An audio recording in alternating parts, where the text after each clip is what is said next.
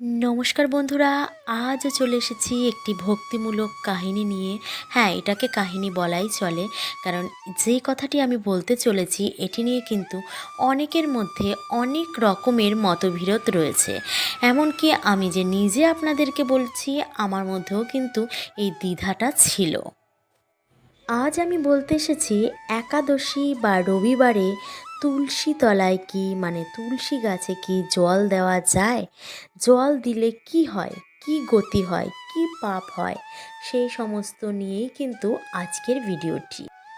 এই ব্যাপারটি নিয়ে কিন্তু শুধু যে আপনি আর আমি দ্বিধাগ্রস্ত অবস্থায় আছি তা নয়, অনেকেই কিন্তু আমাদেরকে রবিবার দিন তুলসী গাছে জল দিতে বারণ করে। তো সেই সমস্ত ব্যাপার নিয়ে কিন্তু আজকের আলোচনা। অনেকে বলে না না না, রবিবার দিন কিছুতেই কিন্তু তুলসী গাছে হাত দেওয়া যাবে না। তাহলে কেন?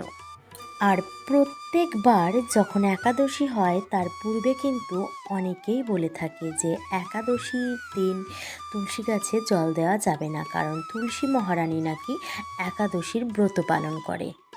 তো শুধুমাত্র যে লোকের কথা শুনে আমরা রবিবার কিংবা একাদশীর দিন তুলসী গাছে জল দেব না সেটা তো হয় না। শাস্ত্র বলেও তো একটা জিনিস আছে, সেই শাস্ত্র অনুযায়ী আমাদেরকে কী বলা হয়েছে সেটাই তো আমাদের শুনতে হবে, তাই না? বন্ধুরা, আমি একটা কথা আপনাদেরকে বলবো, অনেকেই তো অনেক কথা বলবে, তো অনেকের কথা বিশ্বাস করবেন নাকি শাস্ত্রে যা লিখিত আছে সেটা আপনারা বিশ্বাস করবেন? এই বিষয়ে স্কন্দ পুরাণেও বিবরণ দেওয়া রয়েছে, আর ব্রহ্ম বৈবর্ত পুরাণেও কিন্তু বিবরণ দেওয়া রয়েছে। স্বয়ং ব্রহ্মাজি নারদমণিকে বলছেন যে একাদশীতেও যিনি একাদশীতে তুলসী বীজ রোপণ করেন, অর্থাৎ তুলসী গাছ রোপণ করেন, আর তুলসী গাছে জল সেচন করেন, অর্থাৎ জল দান করেন, তিনি মুক্তি লাভ করেন, তার জীবন ধন্য হয়ে যায়, আর তিনি অবশ্যই বৈকুণ্ঠবাসী হন। হরি বল।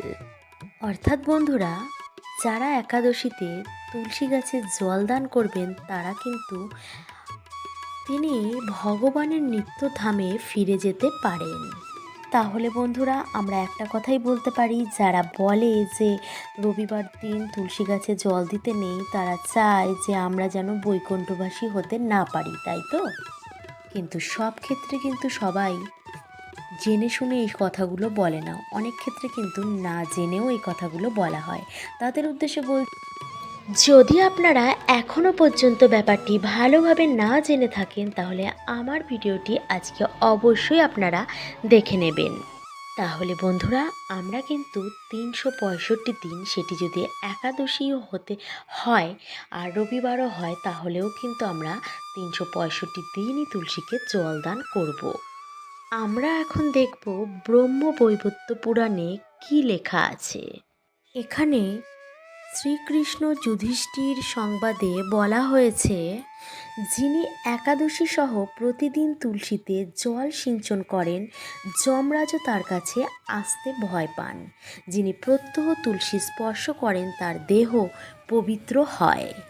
তাকে প্রণাম করলে সমস্ত রোগ দূর হয়, তুলসী দেবীকে দর্শন করলে সমস্ত পাপ দূর হয়, এবং ভগবান শ্রী হরির চরণে তুলসীপত্র অর্পণ করলে ভগবত ভক্তি লাভ হয়। তাহলে বন্ধুরা, পূর্বের কথা অনুযায়ী সেটাই আমরা বুঝতে পারছি যে শ্রীকৃষ্ণও কিন্তু এই কথাই বলেছে, যে বা যিনি প্রতিদিন রবিবার হোক আর একাদশী হোক, বছরে ৩৬৫ দিন যদি তুলসীতে জল দান করেন, তাকে কিন্তু যমরাজও ছুঁতে ভয় পান। অর্থাৎ বন্ধুরা, আমরা এটাই বুঝতে পারছি যে যে বা যিনি তুলসী গাছে প্রতিদিন জল দান করেন তাকে কিন্তু নরকে যেতে হবে না। এটা কিন্তু শ্রীকৃষ্ণ স্বয়ং এই কথাটি বলেছেন। তাহলে ওই কথাটি আমরা ধরেই নিতে পারি, যারা আমাদেরকে নিষেধ করে তারা হচ্ছে হয় নিজেরা জানে না, আর না হলে আমাদেরকে নরকে পাঠাতে চায়, তাই তো বন্ধুরা? তাহলে বন্ধুরা, আমরা যারা জানতাম না আগে এই ব্যাপারটি, তারা কিন্তু জেনে, যারা না জানে তাদের কাছে কিন্তু পৌঁছে দেব। তো যাই হোক, যেখানে স্বয়ং ব্রহ্মাজি, স্বয়ং ভগবান শ্রীকৃষ্ণ বলেছে বছরের ৩৬৫ দিনই আমরা তুলসীকে জল দান করতে পারি, তাহলে কিন্তু আমরা ৩৬৫ দিন, মানে সেটা রবিবার হোক আর একাদশী হোক, প্রত্যেক দিন আমরা তুলসীকে জল দান করব। আমরা তো এটাই শুনলাম যে প্রতিদিন তুলসী মহারানীকে যে চোখ দিয়েও দর্শন করেন তিনি কিন্তু অনেক পাপ থেকে মুক্তি লাভ করতে পারেন। আর তুলসী মহারানীকে যে স্পর্শ করবে সেও কিন্তু ভীষণভাবে পবিত্রবান হয়ে যাবেন।